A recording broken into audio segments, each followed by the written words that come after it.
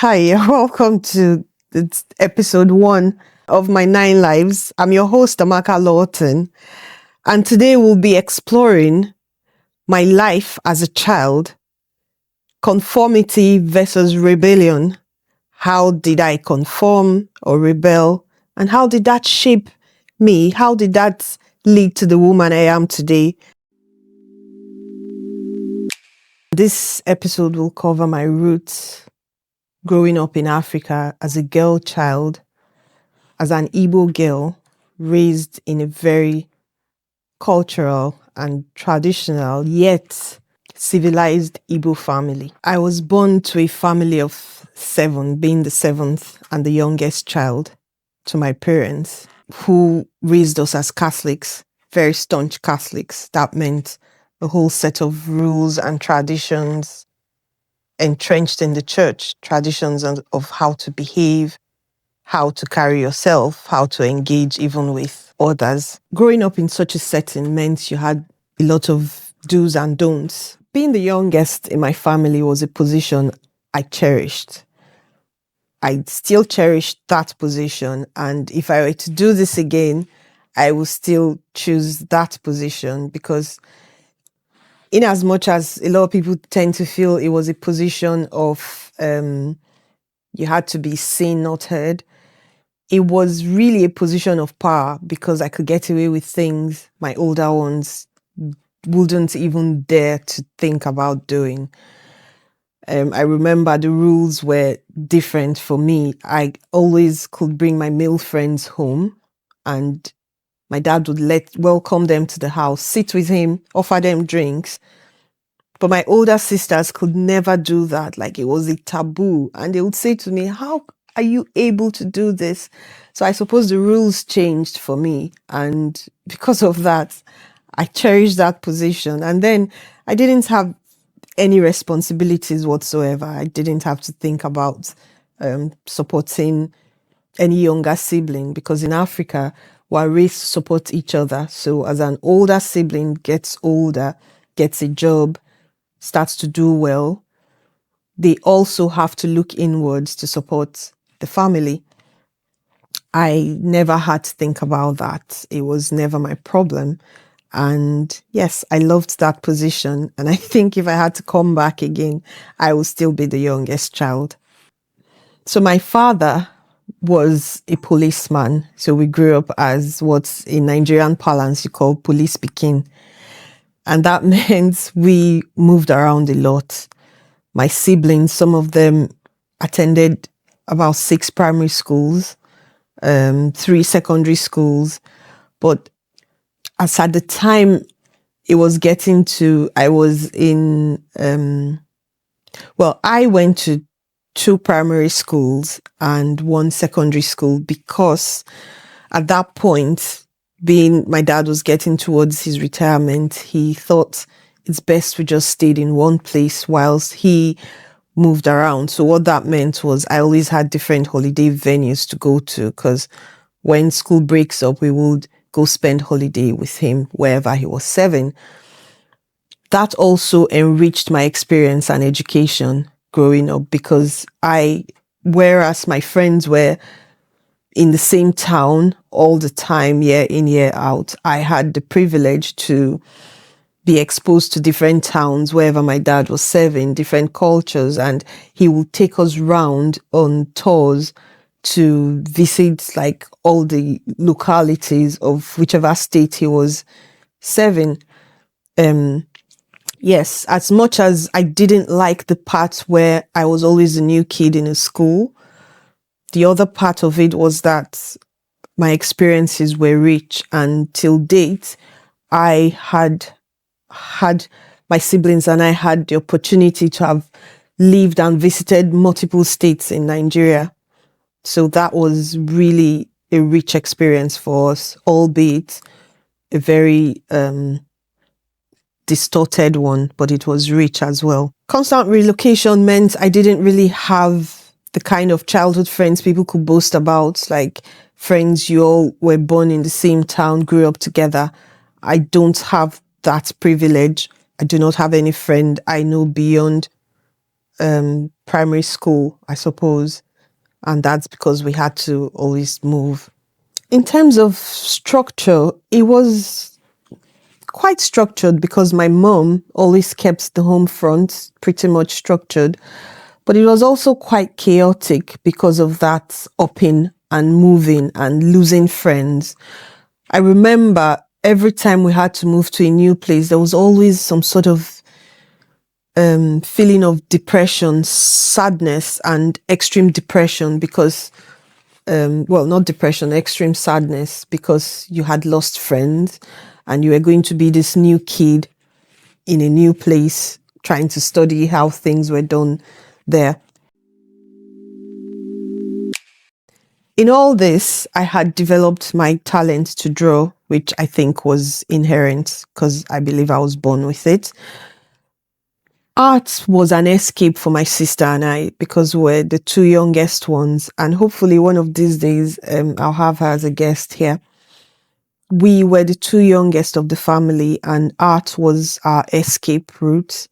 The times where we didn't have any friends in whichever town it was, we would seek solace in our art. We would draw cartoons, make comics, and kind of reflect the childhood we really wanted, which was a childhood where we had old friends, we had the stability of consistency of friendships. But that drew us close, and it also built resilience in us because we at some point became these kids that could exist by ourselves. We didn't need the validation of friendships. We were good just having each other and our art. And that helped a lot because even till now as adults, we don't really have the need to have a large circle of friends. We actually know how to pull inwards to keep ourselves going. I would love to hear what your childhood was like in the comment section. Drop a comment below. Let's hear what kind of childhood did you have? Were you one of those like myself who was always uprooted? Or were you that child who was grounded with your friends, being the same people you've known your entire life? Let's share experiences in the comment section. And if you would like to come on the show to talk about your childhood and how you think it's shaped you, drop a comment and we will be in touch to arrange something. I never had mental health issues in that sense, but I did sometimes feel as though my mom wasn't my mom because being an African mother, when you got into trouble, even though she would protect me from my siblings, and my siblings would get into trouble if they laid a finger on me, but she didn't spare me when I got into trouble. Like she would, I know now it's something we are discouraged from doing as parents, and it's actually tagged as abuse. But growing up in Africa in the 80s, it was okay for you to get the hiding of your life from your mother. So oftentimes when I got into trouble and she would spank me with her shoes, her slippers, whatever she could reach, I would always question, is this woman really my mother? Because if she was, I'm not sure she would be able to spank me in this manner. And so I always used to think I was better off with my dad. And I remember one time, I can't really remember, but my siblings would always tell me about this incident. We lived in a town called Warri in the Delta state of Nigeria. And our apartment, it was a police quarters which had seafront. And according to the story my siblings told me, I told my dad that I think he should throw my mom into the sea because of the way she would spank me. So yes, those were the times I kind of struggled growing up because I would feel like I wish my dad was around more often. I'm sure if he were, she wouldn't be able to do that. And then I suppose because I wasn't always a very feminine child, I didn't dig into my femininity at all. I was more like a boy. I took hand down clothes from my brothers rather than my sisters. I didn't like to make my hair, didn't like to wear earrings, didn't want to be feminine or a girl at all. Sometimes I kind of struggled in that because people would come to the house and say to my sisters, "Oh, you girls look so pretty." And then when they turn to me, they'll be like, "But we don't understand what's going on here," because I look like a boy, not even a proper boy, you know. And those were times where I think I kind of struggled in the sense that, well, I don't want to be this pretty girl who my sisters were, but I wasn't happy about the lack of compliment from maybe friends or my older brother who really took the pains to really make me feel unpretty. But the lesson in that for me, which still guides my principles till date, and this might be quite a controversial topic, is that I do not think allowing a young teen or a young child decide their sexuality at such an early stage is advisable, because in my case, I had an epiphany where I suddenly became everything feminine. I loved being a woman. I loved being a young girl. I loved makeup. I loved dresses. But I wasn't always that person. And there was nothing particular that made me change. I just had that moment where I just suddenly knew, yeah, I loved being a girl. I loved embracing the girl in me, the feminine side of me. And probably if I was living in the current situation we have now, I'll probably mistakenly have decided I didn't want to be a girl anymore. But it was just a phase. I loved every minute of me being a tomboy because it was a time where I didn't have to stress about the things my sisters stressed about. Um, I didn't even have to make an effort. I loved every minute of it. And I think it's all part of who I am. And unbeknownst to me, that was something that was preparing me for the military, because when I found myself in the army, when I enlisted, I had to go back to being a tomboy. There was no room for being feminine at all, in that sense of being feminine. So it's a 360. It's all part of the same person. I think within us, we do have aspects of, we have the masculine and the feminine side of who we are, and the ability to embrace every single aspect of our personality is just beautiful, because I loved every minute of being a tomboy, and it shaped who I am today, because I still have that tomboy side of me that comes out when he is needed. Because I won't even say she. When he is needed, he comes right out to fulfill his purposes. Being a feminist today was definitely shaped by my life in Africa as a young girl, a girl child in Africa. I always knew there was one rule for the men and another rule for the women. And it is not only peculiar to Africa, it's a global menace, it's a global problem, which sadly we haven't even started solving, because just when you think we're moving past that, things occur that take us back to where we started off from.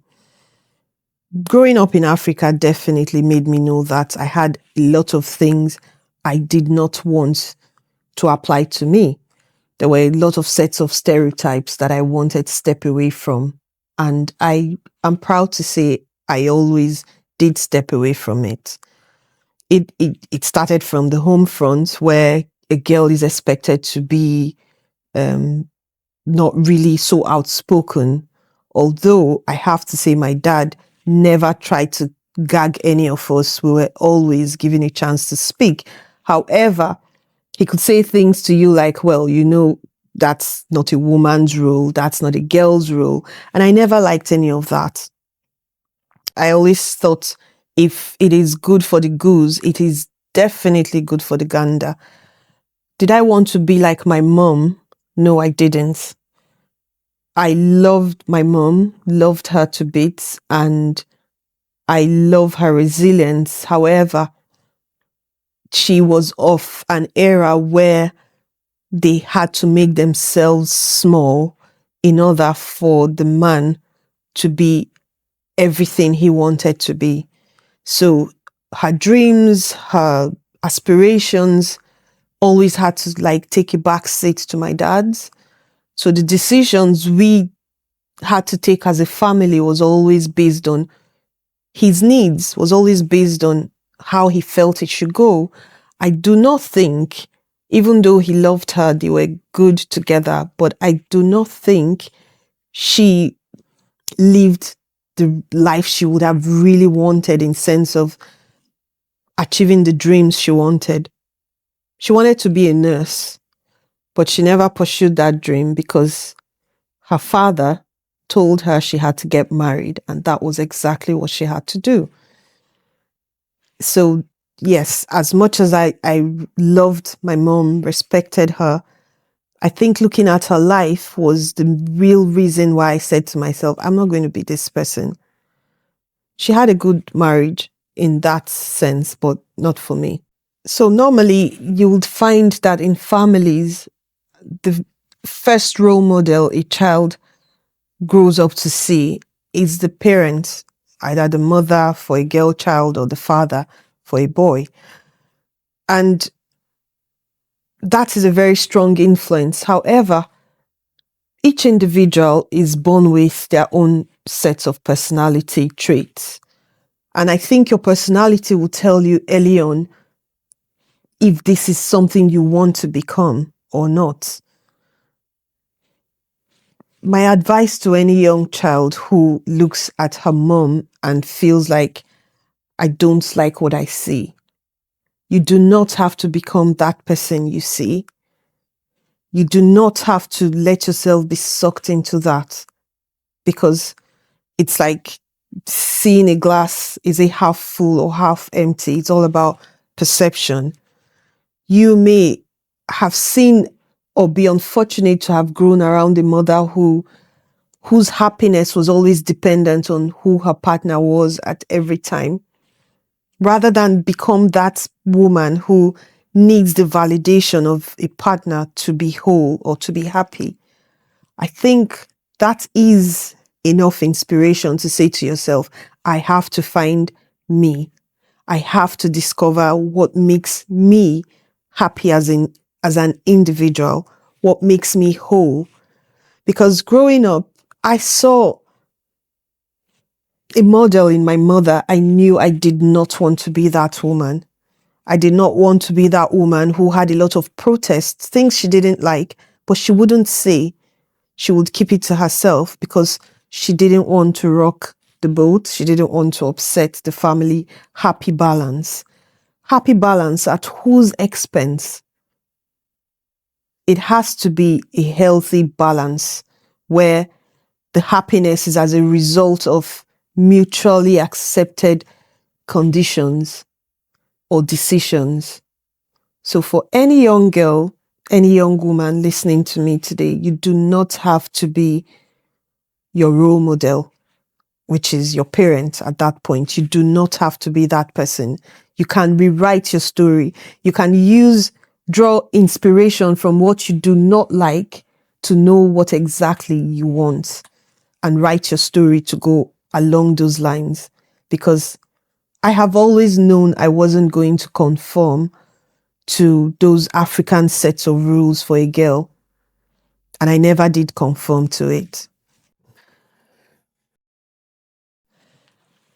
I think rebellion was what saved me, because rebellion helped me to identify me and my future or my dreams, because you have to be a rebel in order to validate what your inner gut feeling is saying to you about who you are.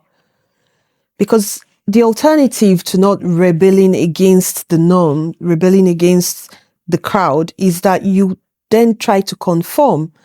You then start to make yourself small so that you could fit into a narrative meant for you. But if you are able to stand up and say, even though I'm scared to take this unpopular stand or unpopular decision, but this is who I really want to be. This is what that fire inside of me is telling me who I am, that this is who I am and this is the path I have to follow. Rebellion is the only thing that would help you to stick to your guns in terms of stepping away from what society expects of you. And it is only when you step away you can discover what you want for you and what your future will be. Don't get me wrong, it can be scary. I always used to say to the young girls I work with, if that decision scares you, then it's probably the right one, because you cannot make things happen in a safe space. You cannot.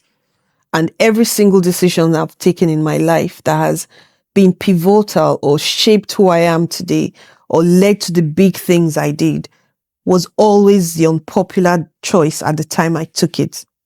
Was it walking away from my civilian 9-to-5 job to jump into the unknown of signing up as a military cadet? That wasn't a popular decision. People told me I was never going to function properly. I wasn't even going to get married, they said. Was it walking away from a marriage that wasn't serving the purpose it was supposed to do? I was so frightened because it was unpopular at the time. How dare you walk away? How dare you say to a man who appears like a perfect husband that enough of this? So being rebellious sometimes, and I think most times, is what you need to achieve that goal you want to set for yourself. I may not be able to give an academic definition of rebellion. However, rebellion for me is saying no to what you do not want to accept.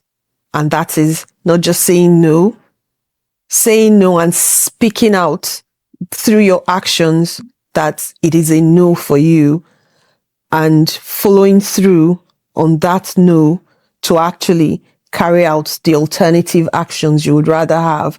That to me is rebellion. Being able to say to authority that this is wrong. We will not do things this way because it is wrong, and we would rather do it the other way that feels right to us. Again, it's not a blanket position, because sometimes there could be negative rebellion. But in our life's journey, I think every time we have been rebellious, going from my own experiences, it has always ended up opening doors to greater things for me, things that really defined who I wanted to be and who I am. When in your life have you stuck to the unpopular decision? And let us know in the comment section if that ended well or if it turned out to be the best rebellious act you've ever taken in your life. Thank you so much for having joined us on today's episode. And if you've liked or you've been touched by our conversation today, please don't forget to hit the like button. Don't forget to subscribe and follow us and share. And also, if you would love to have a conversation with me, please drop me a message in the comment section. And if there are any things you'd like to discuss, I will be just a message away. Thank you.